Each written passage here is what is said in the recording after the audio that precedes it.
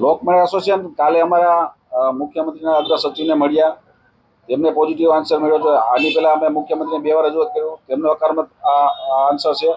આજે અમારી Gandhinagar law and secretary સાથે જેને એસઓપી બહાર પાડી છે તેના અમારે એસોસિએશનના કમિટીના મેમ્બરો એની સાથે અમારા આજ મિટિંગ છે.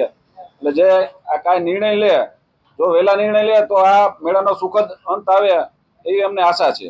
મુખ્ય રજૂઆત અમારે 4-5 મુદ્દાની છે, જે ફાઉન્ડેશન, જીએસટી બિલ અને ડોક્યુમેન્ટ ઓફ મેન્યુફેક્ચર છે, જેની જગ્યાએ અમે ડોક્યુમેન્ટ ઓફ ચાર્ટર્ડ એન્જિનિયરના ડોક્યુમેન્ટ માગેલા છે અને જે આઈએસઓ સર્ટિફાઈડ રાઇડ માગે છે કે જે એસેમ્બલ રાઇડ હોય, જે મોદી સાહેબનું સપનું છે મેક ઇન ઇન્ડિયા, તો જે હાથે લુહાર બનાવીને જે રાઇડ ઊભી કરે છે તો એ કોઈ કંપની નથી હોતી, જે પોતે જ બનાવેલી હોય છે. એટલે અમે એ આઈએસઓ સર્ટિફાઈડ રાઇડ આ માંગણી છે.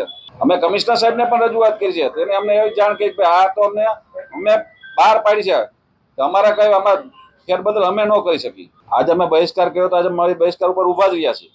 અને રોજીરોટીની વાત છે કે લાખો માણસો જે પ્રાઇવેટ મેળા રાજકોટમાં હાટ થાય અને આ ધાર્મિક તહેવાર છે, જે આપણે સૌરાષ્ટ્રમાં 2 મહિના કન્ટિન્યુ આપણો સનાતન મેળા બધા થાય છે, એ બધા બંધ રહેશે અને લાખો માણસો એમાં બેરોજગાર થઈ જશે. અમે કલેક્ટર અને કમિશનરને બેને રજૂઆત કરી છે કે આમાં અંતિમ નિર્ણય આપ લઈ શકો. બે અમને નેગેટિવ આન્સર આપ્યો કે અમે આ ગુજરાત સરકારે બહાર પાડ્યો છે એટલે અમે આમાં કઈ નિર્ણય ન લેશું.